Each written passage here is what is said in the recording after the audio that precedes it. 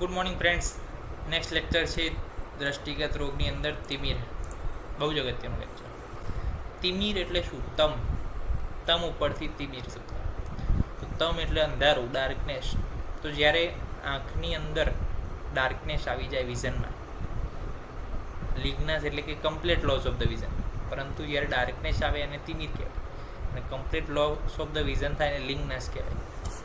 તો તિમિર એટલે ડાર્કનેસ અને લિગ્નાસ એટલે complete loss of the vision.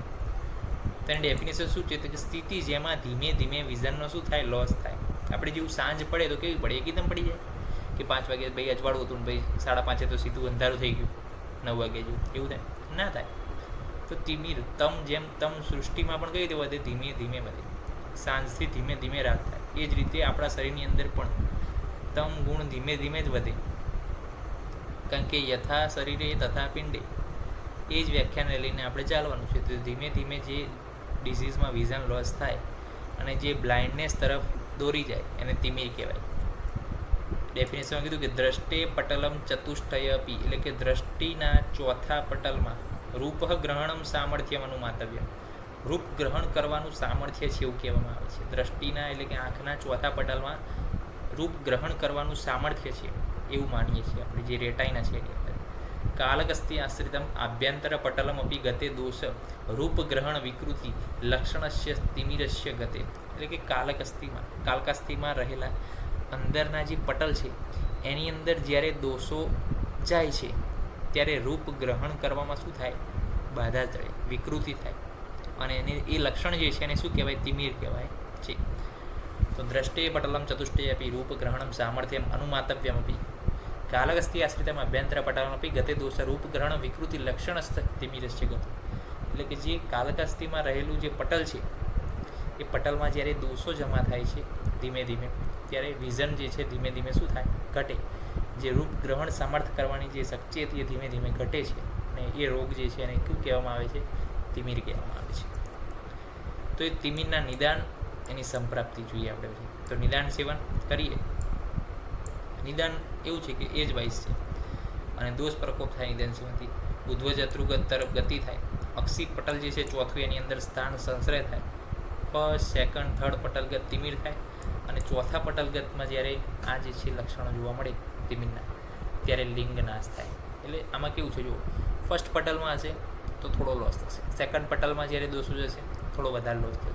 Third પટલમાં જ્યારે તિમિર થશે ત્યારે થોડો હજુ વધારે લોસ થશે. અને જ્યારે ફોર્થ પટલમાં, જ્યારે અક્ષીના ફોર્થ પટલમાં જ્યારે તિમિર થશે ત્યારે સંપૂર્ણપણે જે છે બ્લાઇન્ડનેસ થશે. તો લિંગનાશ શું છે? છેલ્લી કન્ડિશન છે, વર્ષમાં વર્ષ કન્ડિશન. અને તિમિર તો શું છે? આખું તિમિર છે, એમાં છેલ્લું સ્ટેજ લિંગનાશ કહેવામાં આવે છે. તો ફોર્થ પટલમાં જ્યારે તિમિર થાય છે એને લિંગનાશ કહેવામાં આવે છે, કે જેની અંદર completely loss of the vision જોવા મળે છે. તો હવે આઈડિયા આવી ગયો તિમિરના લિંગનાશ વચ્ચે શું ભેદ છે. ટાઈપની અંદર વાત, પિત્ત, કફ, રક્ત, વાત, પિત્ત, કફ, સન્નિપાતક અને પરિમલાયી કાચ. અને આમ ફર્સ્ટ, સેકન્ડ, થર્ડ અને ફોર્થ પટલ, એમ 4 ટાઈપ છે.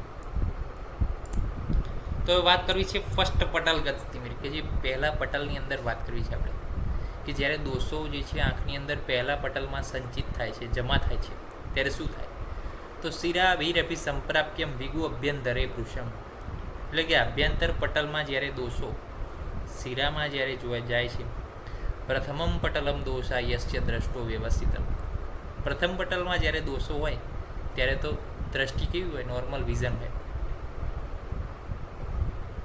અવ્યક્તાની ચ રૂપાણી સર્વાણી એવ પ્રપશ્યતિ, અવ્યક્તાની ચ રૂપાણી એટલે કે કોઈ પણ સિમ્ટમ્સ ઉત્પન્ન થતું નથી, એના વિઝનમાં કોઈ જ તકલીફ નથી પડતી. સર્વાણી એવ પ્રપશ્યતિ, બધું જ જોઈ શકે છે. તો એક થઈ ગયું એરી. હવે વાત કરીએ સેકન્ડ પટલ, કે જ્યારે દોષો સેકન્ડ પટલમાં જાય છે ત્યારે શું થાય? તો જ્યારે દોષો સેકન્ડ પટલમાં જાય ત્યારે શું થાય? દ્રષ્ટિ ભ્રુસમ વિહવલતી, એટલે કે દ્રષ્ટિ જે છે અનસ્ટેબલ બને છે. આપણે કેવું છે? જુઓ, કે આમ જોઈએ તો એ બાજુની જ વસ્તુ દેખાય, આમ જોઈએ તો આ સાઈડની જ વસ્તુ દેખાય. પરંતુ જ્યારે બીજા પટલમાં તિમિરગત લક્ષણોમાં કેવું જોવા મળે? કે દ્રષ્ટિ જે છે અનસ્ટેબલ હોય, કે આમ જોઈએ તો તરત એને જોઈ ના શકે વસ્તુ, એને સેટ થતાં એ વસ્તુ વાર લાગે. પહેલાં એને બ્લર દેખાશે, પછી થોડીક વાર રહીને શું થશે? એ વિઝન ક્લિયર થશે એનું. દ્રષ્ટિ ભ્રુસમ વિહવલતી, અનસ્ટેબલ જશે દ્રષ્ટિ. દ્વિતીયમ પટલમ ગતે, કે જ્યારે દોષો બીજા પટલમાં હોય મક્ષિકા મસકાન કેસ જાલકાની ચ પશ્યંતી. એને એટલું બ્લરી વિઝન હોય કે એને માખી દેખાય, કેસ દેખાય બધે, પ્લસ જાળા દેખાય. આપણે અમુક વાર જોઈએ આંખ આમ બંધ કરીએ તો આપણને શું દેખાય? જાડી દેખાય.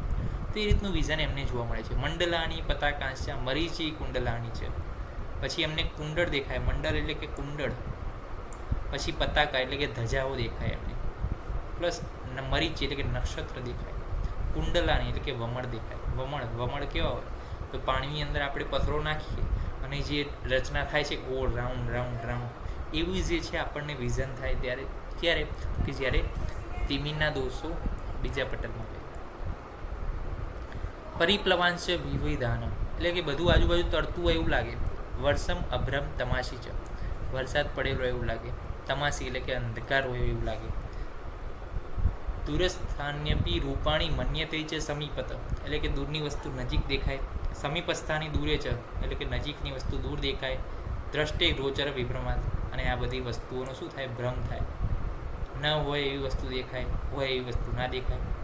યત્નવાન અપી ચાતી અર્થમ સૂચિ પાસમ ન પશ્યંતી. આ લાઈન બહુ ઇમ્પોર્ટન્ટ છે કારણ કે શું છે એક્ઝામમાં આ લાઈન મૂકી દે ખાલી. ડિસ્ક્રાઇબ ધ ડિટેલ લો કે સૂચિ યત્નવાન અપી ચાતી અર્થમ સૂચિ પાસમ ન પશ્યંતી. ડિસ્ક્રાઇબ ઇન ડિટેલ 10 માર્ક્સ લો. શું કરશું? હવે આપણને આ લાઈન જે છે યાદ રાખવાની. બીજી કંઈ યાદ ના રહે તો ચાલશે. આ લાઈન તો ખાસ કે યત્નવાનપી જાતિ અર્થમ સૂચિ પાસમ પશ્યંતી એટલે કે યત્નવાનપી એટલે કે પ્રયત્ન કરવા છતાં પણ ચ અતિ અર્થમ એટલે કે વધારે પ્રયત્ન કરવા છતાં પણ સૂચિ પાસ એટલે કે સોયનું જે નાકું હોય અંદર ઉપર હોય હોલ ન પશ્યંતી એની અંદર પરોવી ના શકાય દોરો. એ પશ્યંતી એટલે કે જોઈ શકાતું નથી, પરોવી શકાતું નથી દોરાની. તો એ જે છે લક્ષણ શું છે? દ્વિતીય પટલગત તિમિરના આ બધા લક્ષણો છે કે દ્રષ્ટિ ભ્રૂષણ વિવલતી તૃતીયમ પટલમ ગતે મક્ષિકા મશકાન કેસજાલકાની પશ્યંતી મંડલાની પતાકાશ્ચ મરીચી કુંડલાની ચ પરિપ્લવાંચ વિવિધાંચ વર્ષમભ્રમ તમાસી ચ દૂરસ્થાનેપી રૂપાણી મન્ય ચેત સમીપસ્થાની દૂરે છે દ્રષ્ટે ગોચર વિભ્રમાત યત્નવાન પિચતી અર્થમ સૂચિ પાસમ ન પશ્યંતી. આ રીતના મૂવી જેમ યાદ રાખો. એક્શન કરતા જાઓ, શ્લોક બોલતા જાઓ તો યાદ રહેશે. તો આ રીતના જે છે દ્વિતીય પટલના તિમિરના લક્ષણો એમને આપ્યા. તૃતીય અને ચતુર્થ પટલના લક્ષણ નેક્સ્ટ લેક્ચર અંદર જોઈશું. ત્યાં સુધી રજા આપશો. જય હિન્દ, જય ભારત, જય આયુર્વેદ, જય ધન્વંતરી. નમસ્કાર.